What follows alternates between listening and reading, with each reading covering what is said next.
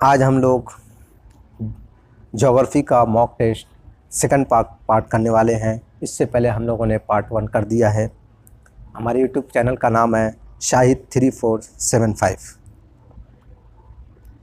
आप सबसे रिक्वेस्ट है कि पहले हमारे पार्ट 1 को देखिए, उसके बाद पार्ट 2 को देखिए, क्योंकि दोनों पार्ट एक दूसरे से लिंक है। चलिए हम लोग बगैर टाइम वेस्ट करते हुए आगे चलते हैं। यहाँ पे आपकी स्क्रीन पे दिया हुआ है फर्स्ट क्वेश्चन।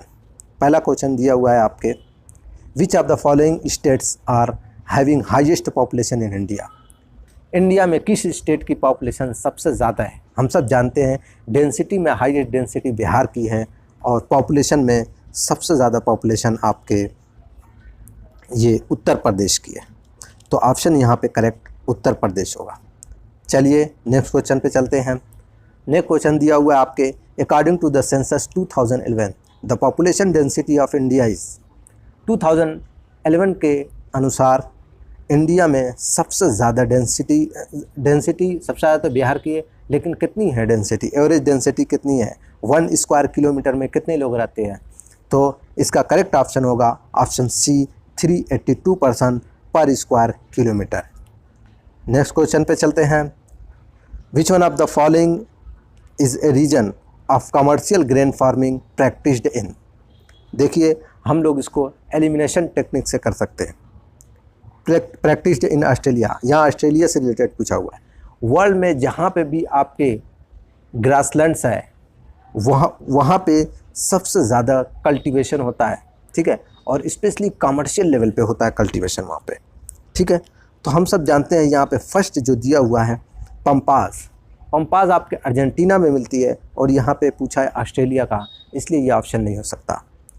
नेक्स्ट है आपका स्टेपीज ग्रासलैंड आपको सेंट्रल एशिया में मिलती है, तो यहाँ पे ऑस्ट्रेलिया की बात पूछा है, तो इसलिए ये भी नहीं हो सकता। प्रेरीज आपके नॉर्थ अमेरिका में मिलता है, तो इसलिए नॉर्थ अमेरिका यहाँ पे करेक्ट नहीं होगा। और लास्ट में डाउन्स ग्रासलैंड आपके ऑस्ट्रेलिया में मिलती है, इसलिए option C will be correct option.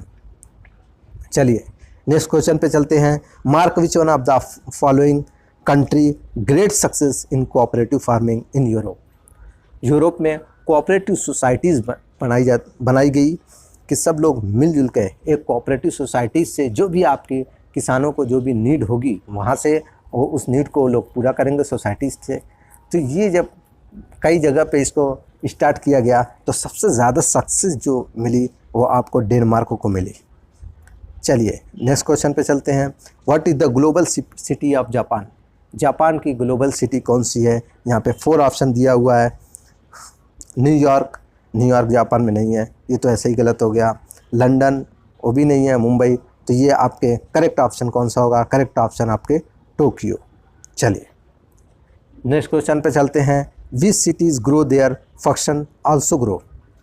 देखिए क्वेश्चन को समझ के पढ़ते हैं कि which cities grow when cities grow their functions also grow। Reason दिया हुआ है cities can have only one function। देखिए जब सिटीज़ बढ़ती हैं तो उनके फंक्शन भी बढ़ते हैं, ये एकदम सही है, यानी करेक्ट स्टेटमेंट है। दूसरा दिया हुआ है cities can have only one function। Cities के पास सिर्फ एक ही फंक्शन होते हैं, तो अब ये गलत है क्योंकि अभी हमने पढ़ा है कि when cities grow their function grow, तो इसलिए रीज़न रॉन्ग है। तो A is correct and R is false, तो option C will be correct option. चलिए नेक्स्ट पे चलते हैं। Predominate the rural to urban stream of inter state migration due to the economic reasons. Economic reason से rural to urban migration, जो एक जगह से दूसरी जगह लोग जाते हैं इकोनॉमिक रीजन से, तो उसमें कौन लोग ज़्यादा होते हैं। मेन ज़्यादा होते हैं, बच्चे ज़्यादा होते हैं, वीमेन ज़्यादा होती है। तो इसका करेक्ट ऑप्शन है ऑप्शन ए, मेन ज़्यादा लोग जाते हैं, क्योंकि इंडिया एक मेल डोमिनेंट सोसाइटी है, तो यहाँ पे ज़्यादातर मेल ही जाते हैं एक सिटी से या एक स्टेट से दूसरे स्टेट में काम करने के लिए। चलिए नेक्स्ट क्वेश्चन पे आते हैं। Identify the trading canal connecting Mediterranean sea and red sea. Mediterranean sea को रेड सी से जोड़ने वाली कैनाल का क्या नाम है। तो हम सब जानते हैं उस कैनाल का नाम पनामा कैनाल नहीं है, क्योंकि पनामा कैनाल अटलांटिक और पैसिफिक ओशन को जोड़ती है। राइन वाटरवे ये आपके सी नहीं है, राइन एक रिवर है, तो इसलिए ये नहीं हो सकता। वोल्गा वाटरवे ये भी नहीं है, तो करेक्ट ऑप्शन यहाँ पे कौन सा है, स्विस कैनाल। चलिए नेक्स्ट पे चलते हैं। कंसीडर, देखिए बड़ा क्वेश्चन है, इसे डरने की ज़रूरत नहीं है, आप गौर से पढ़ेंगे, बड़ा क्वेश्चन बहुत आसान होता है, बस हमें समझ के पढ़ने की ज़रूरत होती है। लिखा हुआ consider and evaluate the following statement and choose the correct option from the given option for the same. पहला स्टेटमेंट दिया हुआ है, products of gathering can not compete in the world market, अभी समझाते हैं। दूसरा दिया हुआ है, synthetic products often of better quality and at lower prices. चलिए पहला यहाँ पे ऑप्शन दिया हुआ है, प्रोडक्ट्स ऑफ गैदरिंग। गैदरिंग कहाँ होती है, गैदरिंग सब प्रोडक्ट की गैदरिंग सबसे ज़्यादा हार्श क्लाइमेटिक कंडीशन की तरफ होती है, या तो बहुत ज़्यादा ठंडा हो, या बहुत ज़्यादा गर्म हो, या बहुत ज़्यादा रेनफॉल हो रहा है जहाँ पे, तो वहाँ पे लोग गैदरिंग करते हैं, चीज़ों को गैदर करते हैं। तो products of gathering can not compete in the world market, सही बात है, गैदरिंग करके आप वर्ल्ड मार्केट में कैसे कम्पीट कर सकते हैं, तो it means option first statement is correct. Second क्या है, synthetic products often of better quality and at lower prices. Synthetic product जो है आप देखेंगे वर्ल्ड मार्केट में, एक तो सस्ता भी होता है, ऊपर से क्वालिटी भी उसकी अच्छी है, तो इसलिए आपका स्टेटमेंट 1 एंड 2 दोनों स्टेटमेंट करेक्ट हैं और एक दूसरे को जस्टिफाई भी कर रहे हैं, इसलिए ऑप्शन बी इज़ करेक्ट। चलिए नेक्स्ट क्वेश्चन पे चलते हैं। Which is the fundamental branch of geography. Geography की फंडामेंटल ब्रांच कौन सी है, यहाँ पे 4 ऑप्शन दिया हुआ है, research geography, pedology, human geography and urban geography. Pedology soil science को बोलते हैं, इसलिए ये ऑप्शन हो नहीं सकता। रिसर्च ज्योग्राफी इकोनॉमिक ज्योग्राफी का पार्ट है, ये नहीं है। अर्बन ज्योग्राफी, जब ह्यूमन बीइंग नहीं होगा तो अर्बनाइजेशन कैसे होगा, तो इट मीन्स यहाँ पे option C is correct, human geography. Human geography is the fundamental branch of geography. चलिए नेक्स्ट क्वेश्चन पे चलते हैं। The theme of human geography is based on. Human geography की थीम जो है किस पे बेस है, यहाँ पे 4 ऑप्शन दिया हुआ है, the study of nature, the study of human being and their activities, the relationship between man and his natural environment, और 4th ऑप्शन है the study of phenomenon occurred on the surface of the earth. देखिए human geography नाम ही है relationship between human being and nature, तो option C is correct.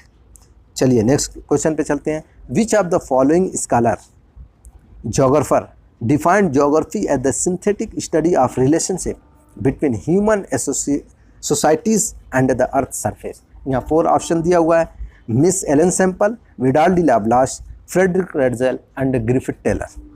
देखिए Griffith Taylor हो नहीं सकते, ग्रिफिथ टेलर किसके हैं, आपके नियो डिटर्मिनिज्म के हैं, विडाल डी लाब्लाश पॉसिबिलिज्म के, एंड ये स्टेटमेंट आपका डिटर्मिनिज्म का है। तो यहाँ डिटर्मिनिज्म के 2 ही स्कॉलर हैं, एक है मिस एलन सैम्पल और फ्रेडरिक रेडजेल, तो यहाँ पे करेक्ट ऑप्शन है आपके मिस एलन सैम्पल। चलिए आगे बढ़ते हैं हम नेक्स्ट क्वेश्चन की तरफ। Vidal de Lablache supported the idea of, अभी मैंने बताया लास्ट क्वेश्चन में, तो किस आइडिया का सपोर्ट करते हैं विडाल डी लाब्लाश, विडाल डी लाब्लाश करते हैं आपके पॉसिबिलिज्म का, और विडाल डी लाब्लाश कहाँ के रहने वाले थे, ये फ्रांस के रहने वाले थे। चलते हैं हम नेक्स्ट क्वेश्चन की तरफ। नेक्स्ट क्वेश्चन है कि the principle of human geography was authored by. देखिए ह्यूमन ज्योग्राफी ये बुक 2 लोगों ने लिखी है, प्रिंसिपल्स ऑफ ह्यूमन ज्योग्राफी, एक हंटिंगटन ने लिखी है और एक विडाल डी लाब्लाश लिखी है, तो मैं दोनों को भी कराता हूँ, तो यहाँ पे ऑप्शन करेक्ट होगा हंटिंगटन। और नेक्स्ट क्वेश्चन भी वही सेम क्वेश्चन है, the author of the book entitled principle of human geography, तो ये लिखा है आपने विडाल डी लाब्लाश ने। देखिए अगर एग्ज़ाम में आता है प्रिंसिपल ऑफ ह्यूमन ज्योग्राफी किसने लिखा है, तो आप विडाल हंटिंगटन डालना, अगर हंटिंगटन नहीं है तो विडाल डी लाब्लाश डालना। कभी भी एग्जामिनर ऐसा नहीं कर सकता कि दोनों आ जाए ऑप्शन, अगर ऑप्शन दोनों आता है तो दोनों करेक्ट होगा, तो उसमें तो आप एक को 1 मार्क मिलेगा। चलिए इसी के साथ आज मेरा ये सेशन समाप्त होता है। आई होप आप लोगों को बहुत अच्छा लगा होगा। आप सबसे रिक्वेस्ट है कि मेरी वीडियो को लाइक करें, शेयर करें और सब्सक्राइब करें, ताकि जैसे ही मैं कोई नेक्स्ट पार्ट को अपलोड करूं आपको तुरंत मिल जाए। मैंने फर्स्ट पार्ट बना लिया है, ये सेकंड पार्ट था और आगे ऐसे ही आता रहेगा। ये आपके हर स्टेट के यूपी, टीजीटी, पीजीटी और सीयूईटी, चाहे वो यूजी हो या फिर पीजी हो, सबके लिए बहुत ही सपोर्टिव वीडियो होने वाली है। और आप सब खुश रहें। Thank you, have a nice day. और मेरे चैनल को सब्सक्राइब करें। मेरे चैनल का नाम है Shahid 3475। Thank you, have a nice day.